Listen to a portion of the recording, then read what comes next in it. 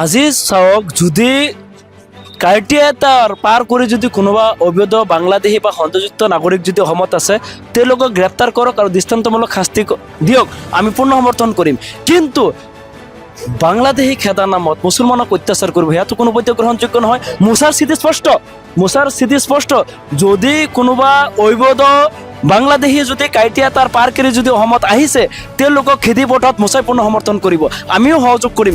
সামান্য নামৰ তাৰতম্য যদি ৰহমত আলীৰ জেগাত যদি অহমত আলী আহি গৈছে সেয়া হৈছে যিসকলে ভোটাৰ তালিকা প্ৰস্তুত কৰে বা ছাৰ্ভিত যায় তেওঁলোকৰ ভুল।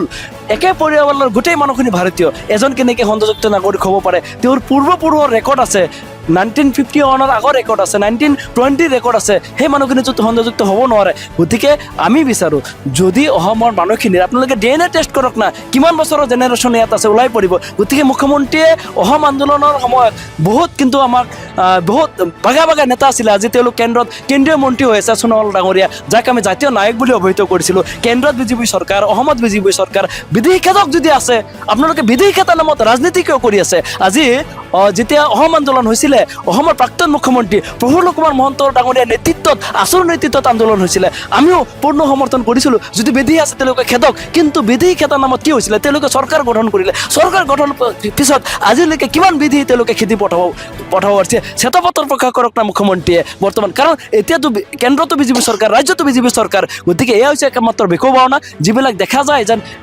ডিভোটাৰ যিসকল ডাউটফুল চিটিজেন বুলি কোৱা হৈছে, আজি ডিটেনশ্যন কেম্পত তেওঁলোকক হেৰাছমেণ্ট কৰা হৈছে। এই মানুহখিনি কিন্তু প্ৰকৃত ভাৰতীয় নাগৰিক। আজি মৃত্যু হোৱাৰ পিছত যদি তেওঁলোকৰ ডেড বডি আমাক সমজাই দিয়ে ভাৰতীয় বুলি, সেই মানুহখিনি কেনেকৈ সন্দেহযুক্ত নাগৰিক হ'ব পাৰে? গতিকে এনেকুৱা জ্বলন্ত প্ৰমাণ আছে যিসকল ব্যক্তি ইতিমধ্যে ডিটেনশ্যন কেম্পত ৰখা হৈছে এওঁলোকো কিন্তু ভাৰতীয় নাগৰিক হয়, তেওঁলোকৰ বৈধ নথি পত্ৰ আছে, সামান্য নামৰ তাৰতম্য থকাৰ কাৰণে তেওঁলোকক সন্দেহযুক্ত নাগৰিক সজোৱা হৈছে।